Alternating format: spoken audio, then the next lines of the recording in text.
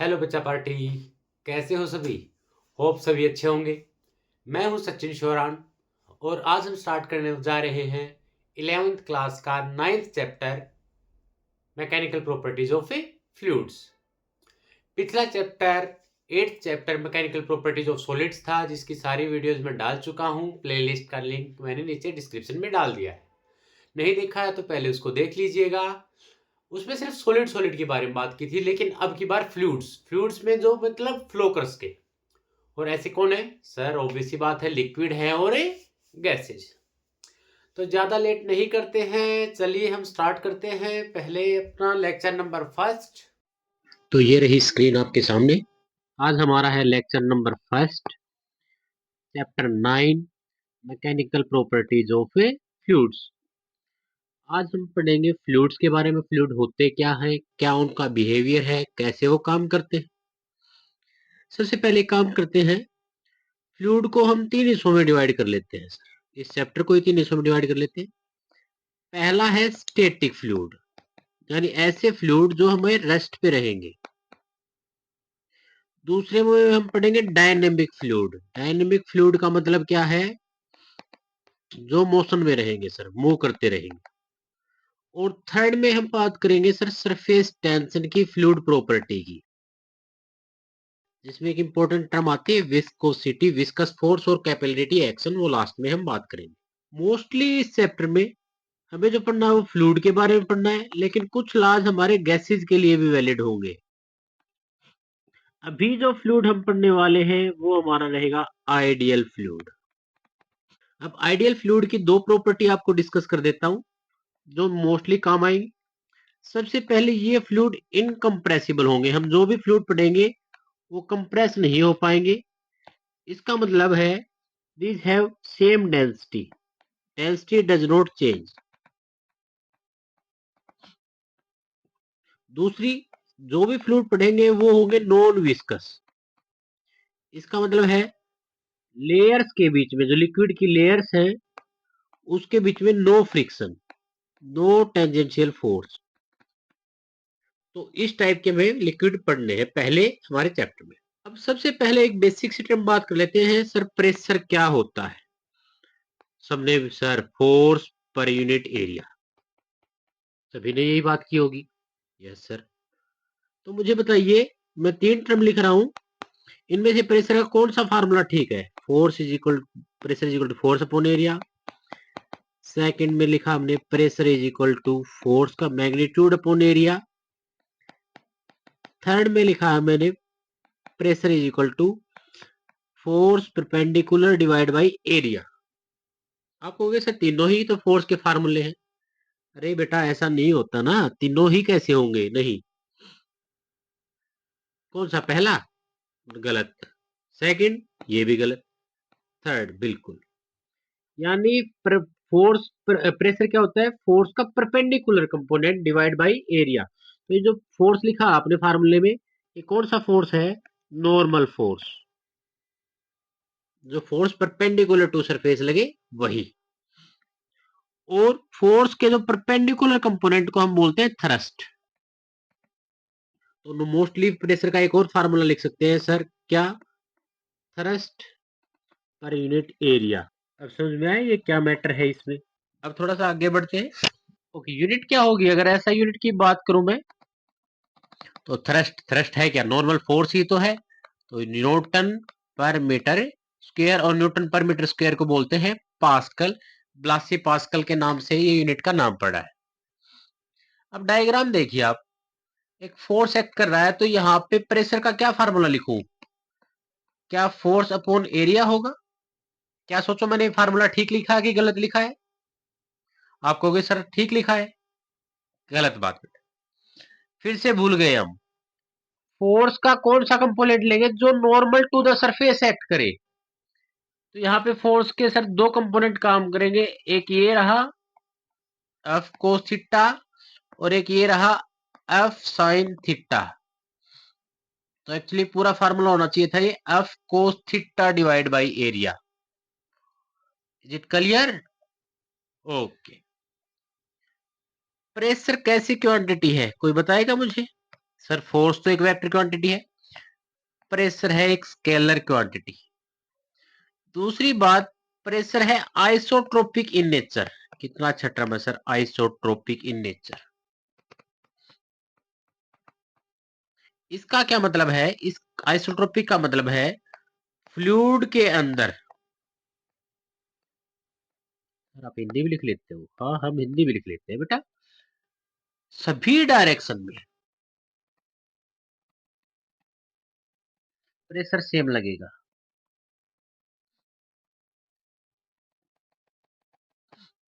यही तो Pascal's law है। पहले समझिए, यहाँ पे लिक्विड के अंदर मैंने कोई डॉट ले ली, डॉट इमेजिनरी है, तो इसमें हर एक डायरेक्शन में देखूं मैं, हर डायरेक्शन में, हर एक डायरेक्शन, हर एक डायरेक्शन, हर एक डायरेक्शन में प्रेशर क्या रहेगा? सेम लगेगा। और यही बेस क्या था? पास्कल्स लॉ का बेस था। पास्कल्स लॉ क्या कहता है? पास्कल्स लॉ की बात कर लेते हैं। ये कहता है in an enclosed fluid if pressure in any part of the fluid is increased, if pressure in any part of fluid is increased, then this change in pressure transmitted at every single point, transmitted undiminished at every point। इस बात को ऐसे समझिए, मैंने एक ball ली है और इस बॉल में छोटे छोटे छेद कर दिए और इसमें भरा है लिक्विड। तो जब इस बॉल को आप स्क्वीज करोगे तो हर, यहां से पानी निकलेगा सर, और पानी में यानी एयर में जो पानी है वो सेम डिस्टेंस ट्रेवल करेगा, चाहे आपने प्रेशर कहीं पे लगाया हो। क्लियर है? सेम डिस्टेंस तक जाएगा वो पानी। यहां तक बात समझ में आई? पास्कल्स लॉ के बारे में बात कर लेते हैं खुल के, उससे पहले प्रेशर को जान लेते हैं हम। पास्कल्स लॉ क्या है ये तो हमने डिस्कस कर लिया। इसी की एप्लीकेशन की बात करूं मैं अगर आपसे, तो दो एप्लीकेशन हम एनसीईआरटी में पढ़ते हैं। पहले एप्लीकेशन का नाम है हाइड्रोलिक लिफ्ट। हाइड्रोलिक लिफ्ट में क्या होगा सर, ये लिफ्ट ले दीजिए आप और यहाँ पे कोई पिस्टन रख दिया मैंने, सेम यहाँ पे पिस्टन है जिसमें मुझे लोड उठाना है। अब सर यहाँ पे मैंने, एरिया ए है, यहाँ का एरिया कैपिटल ए, तो मैं इस फर्स्ट पोजीशन पे अगर देखूं तो प्रेशर क्या आएगा? आप कहोगे sir force per unit area. अब यही प्रेशर है अगर फ्लूइड भरा हुआ है सारी जगह, तो यहाँ पे भी ट्रांसमिट होगा। क्या कहा था पास्कल्स ने? इसने कहा था सर फ्लूइड के अंदर, याद करवा देता हूं मैं, फ्लूइड के अंदर अगर आपने प्रेशर चेंज किया किसी भी पॉइंट पे, तो वो हर पॉइंट पे सेम डिस्ट्रीब्यूट होगा। मीन्स यहां अगर आपने पिस्टन को दबाया है बाहर से एक्सटर्नल फोर्स लगा के, तो जो प्रेशर 1 पॉइंट पे क्रिएट हुआ है वही प्रेशर ट्रांसमिट होगा 2 पॉइंट पे। तो एट पॉइंट सेकेंड अगर आप फोर्स निकालना चाहो तो फोर्स होता है प्रेशर इनटू एरिया, और प्रेशर कौन सा ट्रांसमिट होगा? जो पहले पे हुआ था पैदा, यानी कि F बाई ए इंटू ए। जरा रीअरेंज कर देता हूं, F इंटू ए बाई ए। अब ये क्वांटिटी मुझे पता है कैपिटल ए बड़ा है एरिया स्मॉल से, इसका मतलब है F is very very greater than F, यानी कम एक्सटर्नल फोर्स लगा के भी मैं ज्यादा फोर्स प्राप्त कर सकता हूं। यह मेन थ्योरी थी पास्कल की। इसी कॉन्सेप्ट पे चला हमारा हाइड्रोलिक लिफ्ट। सेकेंड एप्लीकेशन जो पढ़नी है वो हमारे है हाइड्रोलिक ब्रेक। अरे जिनको तुम डिस्क ब्रेक से इनके नाम से भी जानते हो वही तो है बेटा। कैसे काम करते हैं देखिए जरा। जैसे ही आपने ब्रेक पेडल को दबाया, यहां से मास्टर पिस्टन, एमएस क्या है यहाँ पे, मास्टर पिस्टन, छोटी साइज का होता है, थोड़ा सा नाम ही है इसका मास्टर पिस्टन, बाकी कोई ज्यादा बड़ा नहीं होता। ठीक है, अब इसमें फ्लूइड, ब्रेक फ्लूइड भरा हुआ है। ब्रेक फ्लूइड क्या होता है, इनकम्प्रेसिबल। तो ये अंदर की तरफ जाएगा सर। अब यहाँ प्रेशर जनरेट होगा तो वो हर जगह प्रेशर इक्वल ट्रांसमिट होगा, पास्कल्स ने यही बताया। यानी जो प्रेशर यहाँ मास्टर सिलेंडर में क्रिएट हुआ, वही P1 P2 के पास जाएगा प्रेशर। तो P1 बाहर की तरफ, P2 भी बाहर की तरफ। और ये जो ब्रेक शू दिख रहा है आपको, ये क्या होगा, अगर बाहर की तरफ भेजोगे तो ये ड्रम के साथ चिपक जाएगा, और चिपकते ही क्या होगा, टायर रुक जाएगा सर। अब जैसे ही आपने ब्रेक पेडल हटाया, ये पिस्टन मास्टर सिलेंडर से वापस खींचा, लिक्विड वापस फुल हुआ, प्रेशर कम हुआ, तो ये प्रेशर हर जगह कम होगा, और स्प्रिंग सिस्टम इसको वापस अपनी पहली पोजीशन पे ले आएगा एंड ब्रेक हट जाएंगी। यही ब्रेक सिस्टम होता है। तो ये दो एप्लीकेशन हम एनसीईआरटी में पढ़ते हैं पास्कल से लॉ के बारे में। अगला जो टॉपिक हमें करना है, variation of pressure with depth. Sir depth, गहराई के साथ जाए तो प्रेशर में कितना चेंज आएगा। मैंने कोई सिलेंडर ले लिया है, अब मैं मान लेता हूं बाहर से इस पे कोई प्रेशर लग रहा है सर P0, हो सकता है वो एटमॉस्फेरिक प्रेशर हो, जो एटमॉस्फेयर हम पे लगाता है, PATM, एटमॉस्फेरिक प्रेशर। नीचे से लिक्विड है, इसको उठाएगा सर, मान लेता हूं वो प्रेशर है P, और इस लिक्विड की डेंसिटी मान लिया मैंने रो। Is it clear. और लिक्विड का इसका वेट भी सर डाउनवर्ड लगेगा, mg। तो मैंने इसका रफली डायग्राम ले लिया है, FBD। कहां कहां फोर्स लगेगा सर, एक तो फोर्स ऊपर से लगेगा, एक फोर्स सर नीचे से लगेगा, और mg लगेगा फोर्स नीचे की तरफ, क्योंकि हमें तो इक्विलिब्रियम कंडीशन में। अभी अगर ये सिलेंडर रेस्ट में है, मींस इन इक्विलिब्रियम, और कौन सा इक्विलिब्रियम, स्टैटिक इक्विलिब्रियम। तो अफ नेट इसके पास क्या होगा, आप कहोगे सर जीरो, मैं भी एग्री करूंगा इस बात से। अफ नेट क्या होगा इसके पास, जीरो। इसका मतलब है डाउनवर्ड फोर्स को अपवर्ड फोर्स ने बैलेंस कर दिया। अब डाउनवर्ड फोर्स तो मेरे पास कौन है सर, एक तो देखो ये F1 लग रही है, और एक mg लग रही है, F2 तो ऊपर की तरफ है। तो ऐसे लिख सकता हूं, जो अपवर्ड फोर्स है F2, that is balancing both forces F1 plus mg। आपको कैसे, यस सर। या मैं कहूं F1 प्लस mg, मास को क्या लिख सकता हूं, density into volume, rho V G.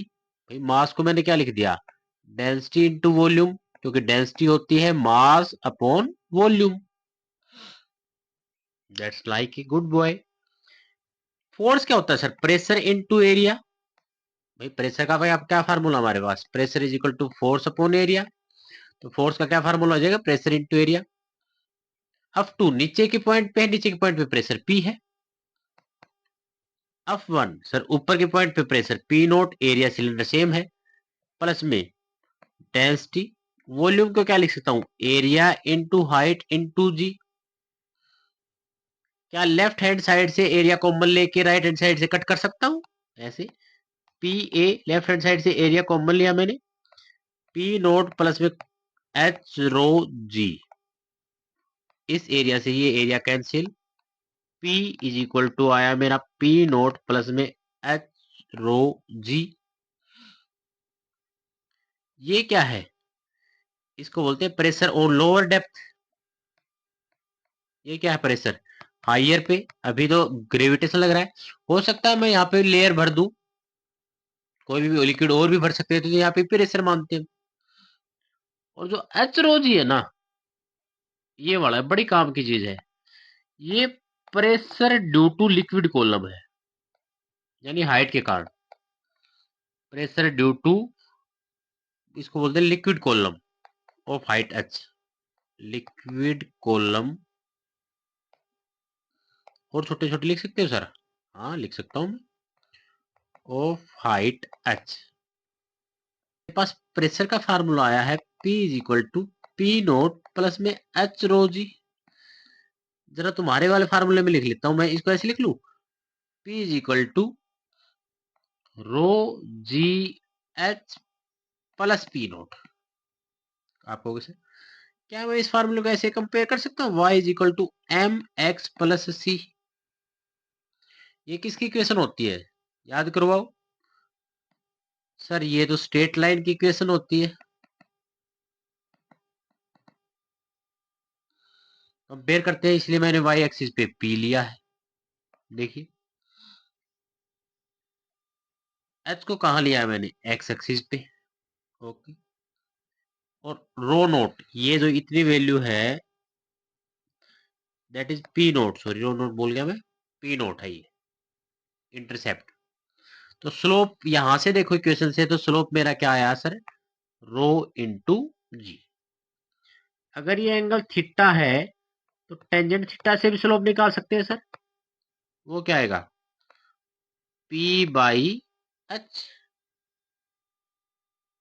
भाई परपेंडिकुलर डिस्टेंस क्या रही sir, P divide by base क्या रहा, एच। क्या दोनों ही स्लोप इक्वल होंगे? आप कहोगे सर यस सर, दोनों ही स्लोप इक्वल होंगे, यानी P by H is equal to rho G. तो P इज इक्वल टू क्या हुआ, एच रो जी। यानी इस पॉइंट से ऊपर अगर मैं देखूं P नोट से ऊपर, तो कितना प्रेशर मिल गया मुझे, एच रो जी। तो यही तो बात की थी हमने कि P नोट से ऊपर देखोगे तो आपको एच रो जी प्रेशर देखने को मिलेगा। समझ में आई ये बात बेटा?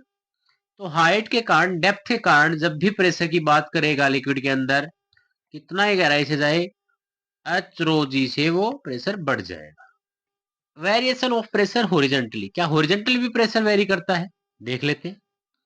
एक काम करता हूं, यहाँ पे मैंने सिलेंडर लिया है, इधर से इस पे मैं मान लेता हूं सर प्रेशर लग रहा है P1, इस नाम दे दे L, इसको नाम दे दिया M, इधर से प्रेशर लग रहा है P। तो इन इक्विलिब्रियम कंडीशन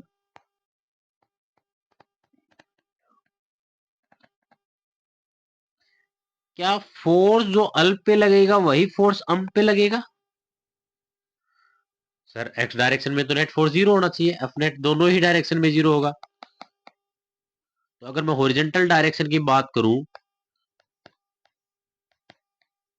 तो लेफ्ट में जितना फोर्स लग रहा है उतना ही राइट में लगेगा।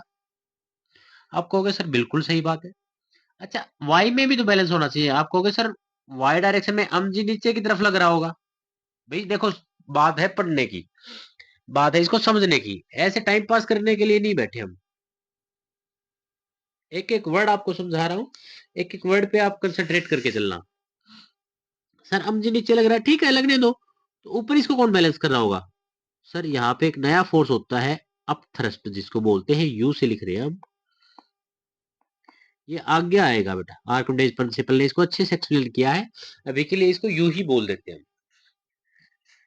लेकिन हमें तो वाई की बात नहीं करनी है, हमने हॉरिजॉन्टल फोर्स की बात करनी है। एफ एल क्या हुआ sir, P1 into area, force तो यही होता है, फोर्स ऑन आर्म क्या हो जाएगा sir, P2 into area. Area दोनों का इक्वल है तो कट गया, इसका मतलब क्या हुआ, P1 should be equal to P2। यानी हॉरिजॉन्टल डायरेक्शन में एक ही फ्लूइड है तो सेम प्रेशर ट्रांसमिट होगा।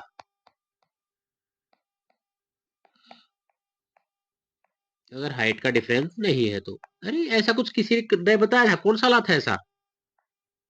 सर ऐसा तो पास्कल ने बताया था, यही तो पास्कल ला था।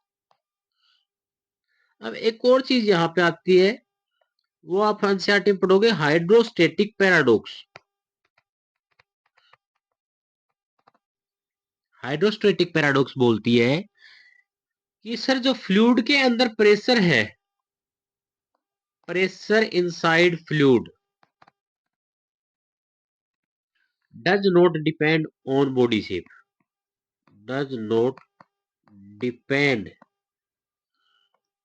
On shape of body. आप कहोगे कैसे, तो समझ लेते हैं। मैं सेम हाइट की कर देता हूं, एक सेकंड, थोड़ा सा जल्दबाजी में बना रहा हूं तो बन पाए ना बन पाए एक बार चेक कर लेना प्लीज। सेम हाइट एच का सिलेंडर मैंने ये लिया है और एच का ही थोड़ा सा घुमावदार सिलेंडर ले लिया मैंने, कोई दिक्कत तो नहीं। ऊपर अगर प्रेशर पी नोट है तो यहाँ पे प्रेशर क्या होगा, पी इज इक्वल टू आपको सर पी नोट प्लस में H rho G, H rho जी से बढ़ जाएगा लिक्विड कॉलम के कारण।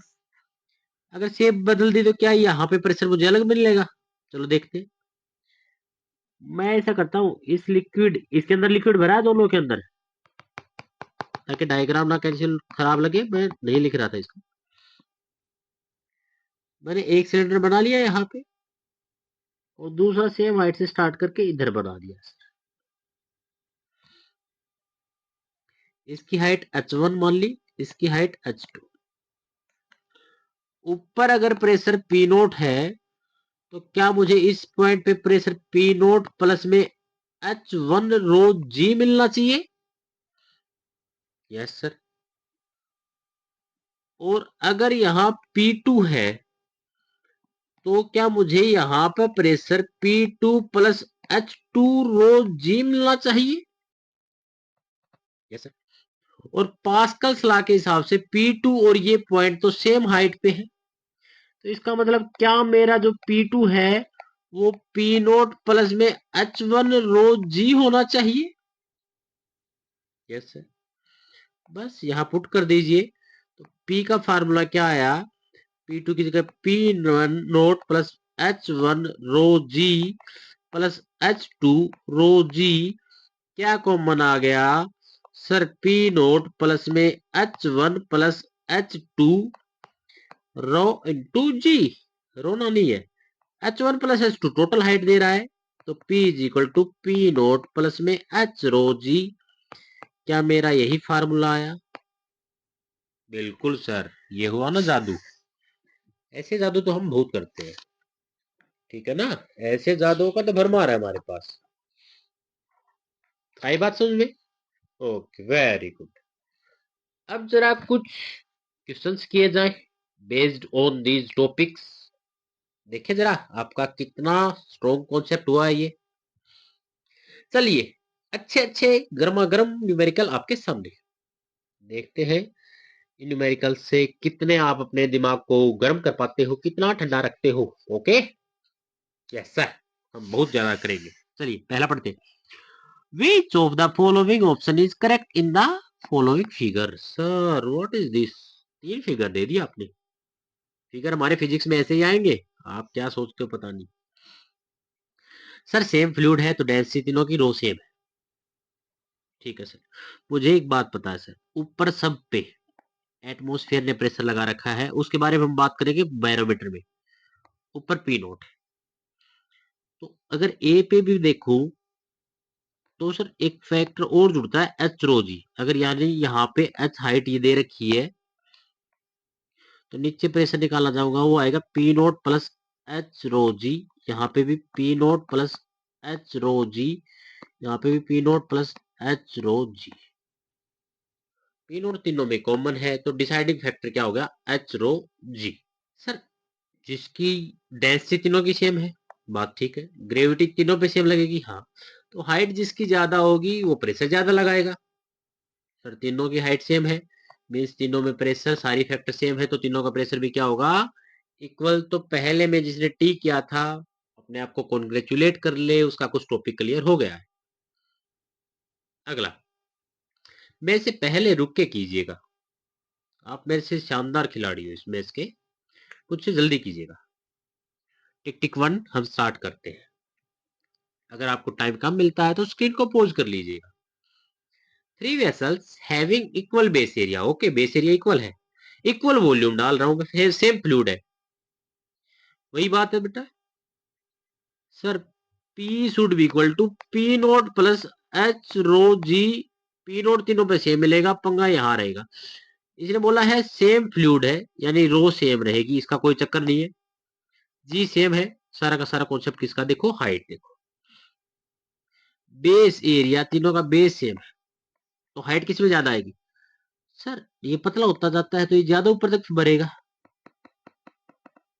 तो इसकी हाइट ये रही।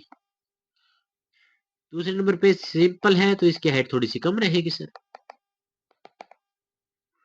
और सेम फ्लूइड के लिए इसकी हाइट सबसे कम रहेगी। तो जिसकी सबसे ज्यादा हाइट थी सी की, उसका प्रेशर सबसे ज्यादा सर।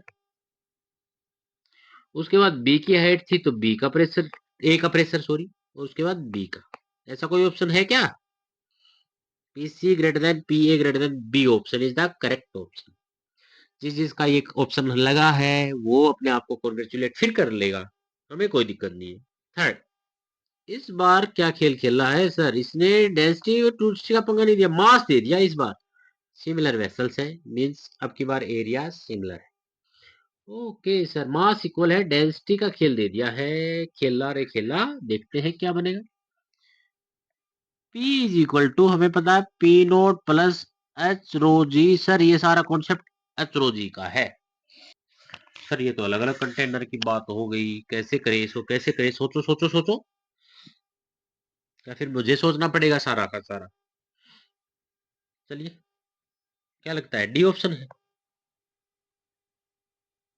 ओके, वीडियो पॉज कर ली होगी तो एक बार मुझे बता देना कमेंट करके कि आपका ठीक था या नहीं था।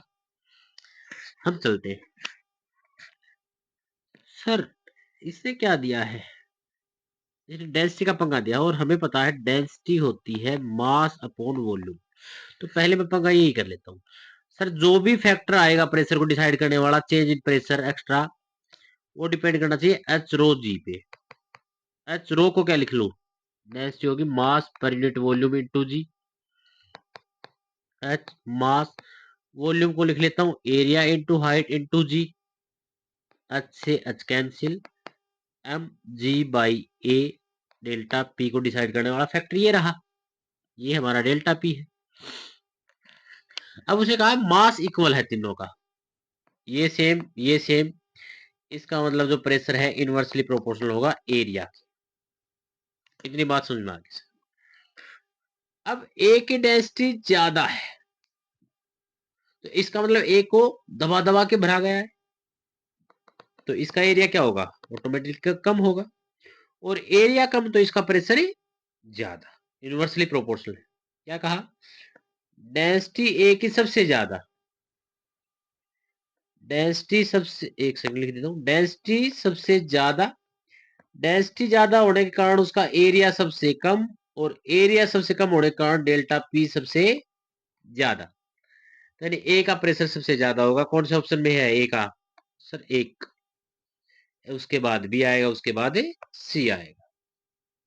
यानी ए में, हालांकि सर ए का एरिया इस बार हाइट कम है ना? हाँ जी, तो बाकी फैक्टर भी देखने पड़ते हैं हमें। समझ में आई ये बात? Okay sir, observe the given figure and find which of the following given option is correct. बताइए कौन सा हो सकता है, सोचो, सोचने के लिए हम बैठे हैं।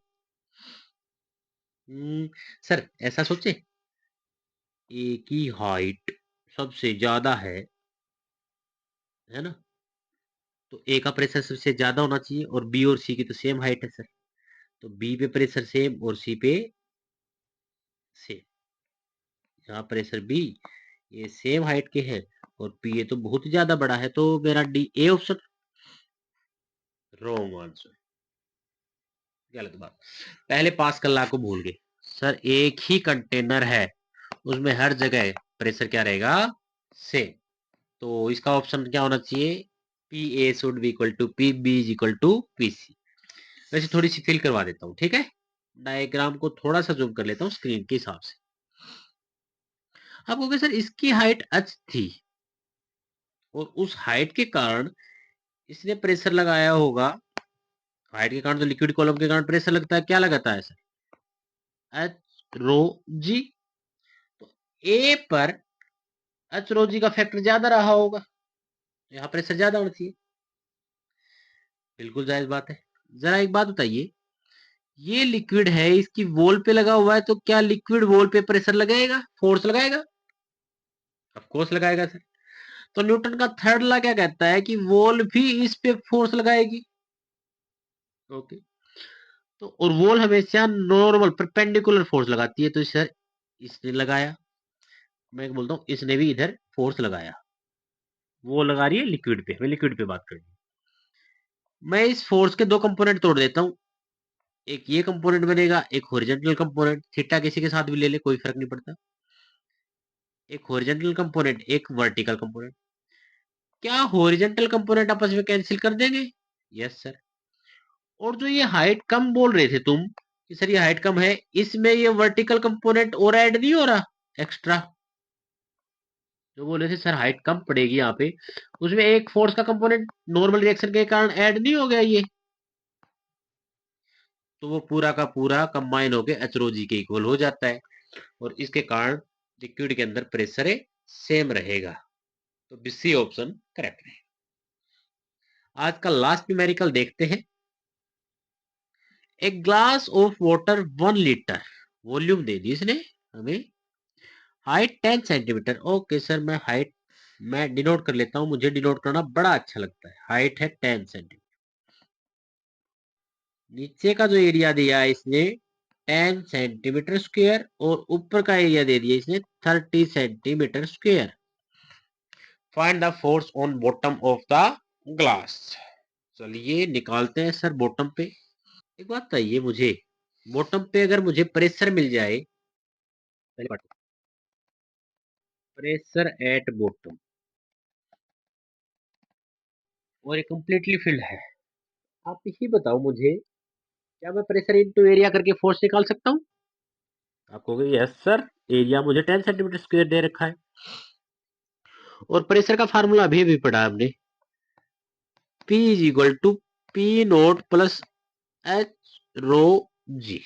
पी नोट हमारा एटमोस्फेयर है, ऊपर से एटमोस्फेरिक प्रेशर लग रहा है, तो मैं इसको खोलता हूँ। पी नोट होता है हमारा प्रेशर 1.013 इंटू 10 की पावर 5 न्यूटन पर मीटर स्क्वायर।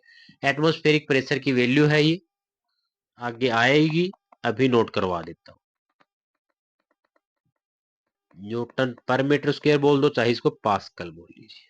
हाइट है सर 10 सेंटीमीटर, सेंटीमीटर को मीटर में बढ़ाएंगे तो 10 की पावर -2। डेंसिटी दे रखी लिक्विड की 10 की पावर 3, ग्रेविटी को हम ले लेते हैं रफली 10। अच्छा इसने दे रखा 1.01 लेना, मुझे 0.13 नहीं लेना।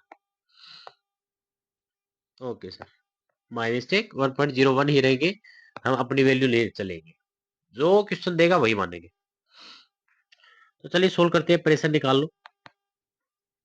1.01, यहाँ पे क्या हुआ देखो, 10, 10 की पावर 3 और एक और 10, टोटल 10 की पावर 5। तो मैं 10 की पावर 5 को टच नहीं करता हूँ ताकि कॉमन आ जाए मेरे पास। तो यहाँ बचेगा सर 10 की पावर -2, मतलब 0.01 इंटू 10 की पावर 5। भाई ये तीनों तो टर्म लिख ली मैंने, ये 10 की पावर -2 को क्या लिख सकते हैं, 0.01। अब मुझे फोर्स निकालना था, फोर्स होता है मेरा प्रेशर इनटू एरिया, नीचे वाले बॉटम पे क्या निकालना है, पहले पार्ट में फोर्स, FB लिख दिया, फोर्स ऑन बॉटम। तो pressure of bottom into area में प्रेशर एट बॉटम निकाल रहे थे हम। आप छोटा लिखते हो सर? यस सर, ताकि दोनों पार्ट आपके सामने हो जाए, वरना रब करता रहूंगा मैं इसको। और फिर ये PDF शेयर भी तो करनी है मुझे, व्हाट्सएप ग्रुप में शेयर करेंगे इसको। तो अगर नहीं ज्वाइन किया है तो लिंक आपको डिस्क्रिप्शन में मिल जाएगा, जाके ज्वाइन कीजिए।